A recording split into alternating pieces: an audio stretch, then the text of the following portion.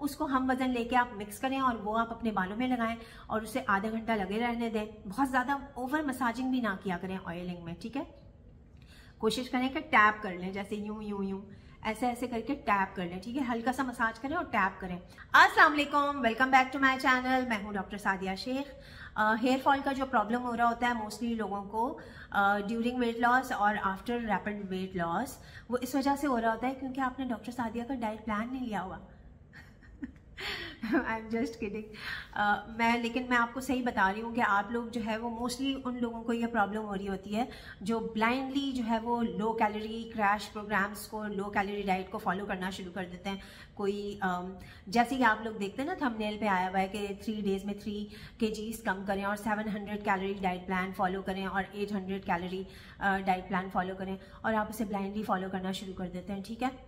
और ना आप अपने बेसिक टेस्ट करवाते हैं क्योंकि ऑलरेडी अंडरलाइंग डेफिशिएंसीज हो रही होती हैं। सबसे कॉमन प्रॉब्लम जो है वो एनीमिया की प्रॉब्लम है। एनीमिया जिसमें आपका हीमोग्लोबिन लेवल कम हुआ होता है और मोस्टली लोगों को ये प्रॉब्लम हुई भी होती है। ऊपर से फिर आप डाइट भी ले लें, फिर आप क्रैश प्रोग्राम्स भी स्टार्ट कर लें, तो फिर सोचें कि क्या हाल होता है जब ब्लड ही नहीं है बॉडी के अंदर और फिर खाना भी प्रॉपर नहीं जा रहा, तो उसमें तो हेयर फॉल तो होगा ना। और अगर सोने पे सुहागा ये है कि सप्लीमेंट्स अगर दे दिए भी जाएँ, सप्लीमेंट्स अगर आपने ले लिए, आपको पता चल गया आपका जो है HB लेवल वैसे तो 12 से ऊपर होना चाहिए, अगर इससे कम है और डॉक्टर ने अगर आपको सप्लीमेंट्स दे दिए और तो उसमें ये है कि सबसे ज़्यादा आप लोग ये गलत काम करते हैं कि आप उन सप्लीमेंट्स को, मल्टीविटामिन्स को या कोई भी चीज़ों को आप मिल्क से लेना शुरू कर देते हैं। जो भी आयरन आपकी टैबलेट्स में है, आयरन की टैबलेट्स हैं, उसका आयरन और मिल्क का जो कैल्शियम होता है वो आपस में बाइंड कर जाता है, वो बॉडी में जाके एब्जॉर्ब ही नहीं होता।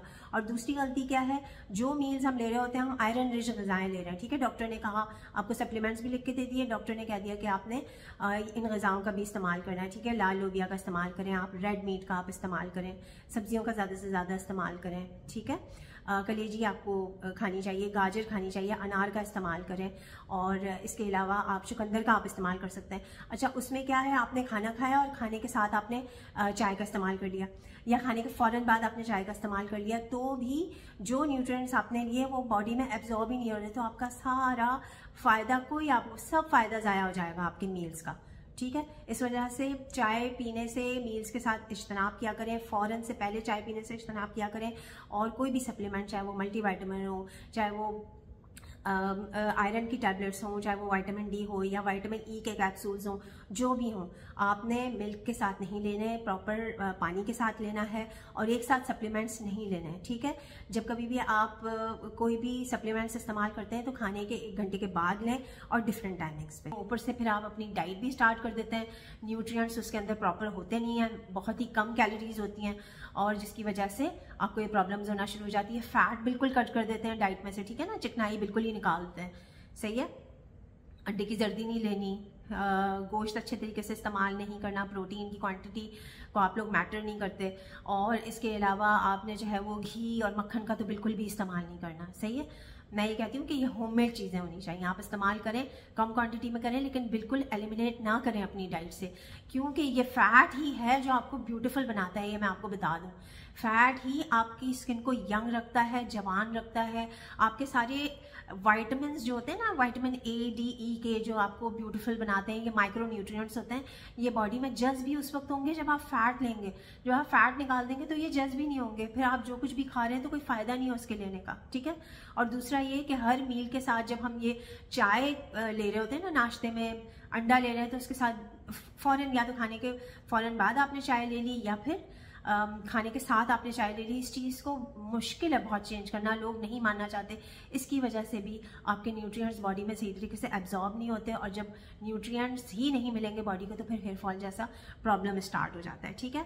अच्छा जी, एक और प्रॉब्लम जो होता है वो हेयर फॉल की वजह बनता है, जैसे खुश्की कहते हैं, डैंड्रफ कहते हैं, उसकी वजह से भी हेयर फॉल हो रहा होता है इन सब चीज़ों के साथ साथ। और उसमें भी ये है कि आप जो है वो ऑयलिंग करें अपने बालों में, ठीक है। और जैसे शैम्पू भी आप जो है वो पूरे वीक में सिर्फ 2 to 3 टाइम्स किया करें।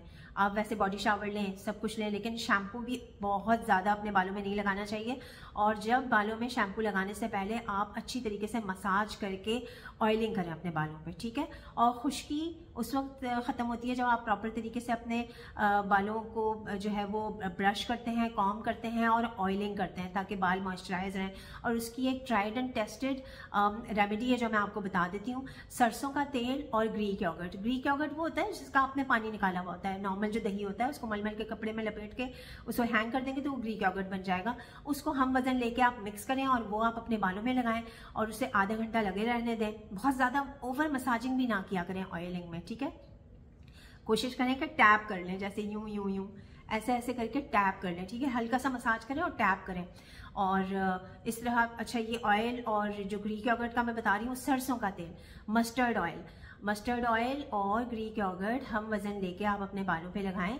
उसे तकरीबन आप आधे पौने घंटे लगे रहने दें और उसके बाद फिर आप अपने बालों में शैम्पू कर लें, ठीक है। तो ये आप वीक में 2 टाइम्स कर सकते हैं। जब आप शैम्पू करें तो उससे पहले आप इस तरह से कर लें, तो भी आपकी डैंड्रफ जो होती है वो बिल्कुल आहिस्ता आहिस्ता ख़त्म हो जाती है। 2-3 महीने लगते हैं, कंटिन्यूसली करें, कंसिस्टेंसी के साथ करें तो ये प्रॉब्लम आपका रिजॉल्व हो जाएगा। अच्छा, एक बात इससे पहले मैं ये बता दूं कि कोई भी शैम्पू, कोई भी सिरम या कोई भी ऑयल उस वक्त तक आपके बालों पे इफेक्ट नहीं करेगा जब तक आपने बॉडी को सही तरीके की ग़िज़ा नहीं दी हुई होगी, ठीक है। जब आप न्यूट्रिएंट डेंस ग़िज़ाएँ खाएंगे, आप मेरा इंस्टाग्राम भी फॉलो कर लें। इंस्टाग्राम पे मैं बहुत सारे मील्स बता रही होती हूँ, पोषण कंट्रोल के साथ हेल्दी मील्स बता रही होती हूँ, उनको आप फॉलो कर लें, ठीक है। तो आपको ये प्रॉब्लम्स नहीं होंगे। और सप्लीमेंट्स लेना बहुत ज़रूरी है। विटामिन डी की प्रॉब्लम होती है, विटामिन डी मोस्टली बहुत लोगों के सबके विटामिन डी डेफिशिएंसी है। मैं भी लेती हूँ विटामिन डी की टैबलेट, ये देखें, और ये वीकली मैं टैबलेट लेती हूँ। और एक मल्टीविटामिन की टैबलेट मैं सेंट्रम इस्तेमाल करती हूँ। आप कोई भी मल्टीविटामिन की टैबलेट अपने डॉक्टर से लिखवाएं और ख़ुद से जाके सप्लीमेंट्स ना लें, ठीक है। अपने डॉक्टर को दिखाएं, अपने बेसिक टेस्ट करवाएं, कोई अंडरलाइंग प्रॉब्लम है तो इसको फिक्स करें और ये सप्लीमेंट्स लें, अपनी डाइट करेक्ट करें। और अगर इंटरमिटेंट फास्टिंग की वजह से भी, वैसे मैंने देखा है कि ऑलरेडी आप जो है आपको डेफिशिएंसीज हैं इंटरमिटेंट फास्टिंग का, जैसे मैंने अभी कहा, इंटरमिटेंट फास्टिंग में भी ये प्रॉब्लम हो रहा होता है कि इंटरमिटेंट फास्टिंग अगर प्रोलॉन्ग टाइम के लिए अगर आप करें, बहुत ज़्यादा लॉन्ग ड्यूरेशन वाला करें, 16 आवर्स से ज़्यादा, 18 आवर्स, 20 आवर्स, तो भी ये प्रॉब्लम होना शुरू हो जाता है क्योंकि अंडरलाइंग ऑलरेडी प्रॉब्लम्स हो रही होती हैं, ठीक है। और ऊपर से न्यूट्रिएंट डेंस ग़िज़ाएं भी नहीं खा रहे होते, न्यूट्रिएंट्स कम ले रहे होते हैं आप अपने मील्स में, तो उस वजह से भी ये प्रॉब्लम होना शुरू हो जाती है। तो उसकी सबसे बेस्ट स्ट्रैटेजी ये होती है, जो हमारे इस्लाम में भी है ना, कि आपने जो हमारे प्रॉफिट हज़रत मोहम्मद सल्लल्लाहु अलैहि वसल्लम प्रैक्टिस किया करते थे कि थर्सडेज़ को और मंडेज़ को, पीर को और जुमेरात को बस आप रोज़ा रख लें या इंटरमिटेंट फास्टिंग कर लें। बाकी डेज़ में आप जैसे आप डाइट लेते हैं वैसे लें, लेकिन वो डाइट भी न्यूट्रिएंट डेंस होनी चाहिए। सलाद का ज़्यादा से ज़्यादा इस्तेमाल करें, जितने फ्रूट्स और वेजिटेबल्स का ज़्यादा से ज़्यादा इस्तेमाल करें। फ्रूट्स वो जिनका ग्लाइसेमिक इंडेक्स कम हो वो इस्तेमाल करें।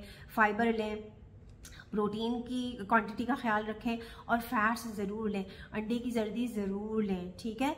गोश्त की अपनी चिकनाई भी बहुत ज़रूरी होती है, यखनी का इस्तेमाल करें। किसी भी ये जो ब्रोन ब्रॉथ होता है, चाहे वो मटन का हो, चाहे वो बीफ का हो, चाहे वो चिकन का हो, कुछ भी आप इस तरह का ऑप्शन आप ले सकते हैं। फ़िश का आप इस्तेमाल करें, नट्स का इस्तेमाल करें, ठीक है। ये सारे गुड फैट्स होते हैं, इनके अंदर ओमेगा 3 फैटी एसिड्स भी होते हैं जो कि आपकी हेयर ग्रोथ के लिए बहुत ज़्यादा अच्छे होते हैं। तो इंटरमिटेंट फास्टिंग भी करनी है तो कोशिश करें वीक में बस 2 टाइम्स कर दिया, ठीक है। और वैसे मैं आपको एक बात बताऊं कि अगर तो आप बिल्कुल सही तरीके से ग़िज़ाएं लेना, अच्छे तरीके से आप अपने प्रॉपर मील्स लेते हैं, हर कुछ खाते हैं, पोषण कंट्रोल करके खाते हैं, हर कुछ खाते हैं, ठीक है। तो इंटरमिटेंट फास्टिंग से मैंने देखा है कि आपकी स्किन भी बेटर हो जाती है, आपके नेल्स भी बेटर हो जाते हैं, आपके बाल बहुत खूबसूरत हो जाते हैं, पहले से ज़्यादा अच्छे हो जाते हैं। लेकिन कुछ लोगों को जिनको अंडरलाइंग प्रॉब्लम है, एनीमिया है, विटामिन डी कम है और दूसरे प्रॉब्लम्स हैं, हार्मोनल इश्यूज़ हैं, और जो लोग बर्थ कंट्रोल पिल्स जो ख़वातीन इस्तेमाल करती हैं उनके साथ भी ये प्रॉब्लम होता है। लेकिन वेट लॉस के साथ क्यों होता है ये मैंने आपको बता दिया कि आपने प्रोटीन सही तरीके से नहीं लिया, आपने फैट बिल्कुल कट डाउन कर दिया। सप्लीमेंट्स लेना बहुत ज़रूरी हैं, आप टेस्ट करवाएं, सप्लीमेंट्स लें और तकरीबन 3 से 4 महीने लगेंगे, आपकी ये कंडीशन बिल्कुल रिवर्सिबल है, आपके बाल बिल्कुल हेल्दी हो जाएंगे, अच्छे हो जाएंगे, nothing to worry about.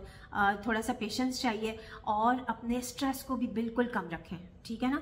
Stress की वजह से भी, क्योंकि जब हेयर फॉल हो रहा होता है तो ये कंडीशन ऐसी होती है ना कि आपको और स्ट्रेस होता है, ऑलरेडी स्ट्रेस है, फिर आप ये सोच सोच स्ट्रेस ले रहे होते हैं।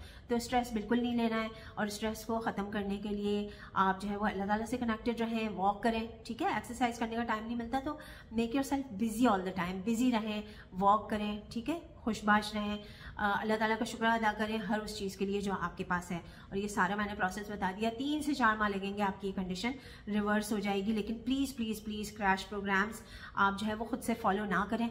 आप मेरा ले लें डाइट प्लान, दूसरे न्यूट्रिशनिस्ट का ले लें, प्रॉपर तरीके से एक डाइट प्लान फॉलो करें, ठीक है।